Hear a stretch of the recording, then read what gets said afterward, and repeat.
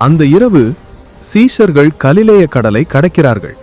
அலைகள் படகை அடித்து அசைக்கின்றன. காற்று கொந்தளிக்கிறது. அவர்கள் பயத்தில் உறைகின்றனர். அந்த இருளில் அவர்கள் அந்தரத்தில் ஒருவர் நடக்கிறதை பார்க்கின்றனர், நீரின் மேல். அவர்கள் நடுங்கி பேயா என்று கத்துகின்றனர். இயேசு சொல்கிறார், நான் தான், அஞ்சாதீர். பேதுரு துணிந்து கேட்கிறார், கர்த்தாவே, நீர் உத்தரவிட்டால் நீரின் மேல் வருவேன். இயேசு கூறுகிறார், வா. பேதுரு படகை விட்டு நீரில் கால் போடுகிறார்.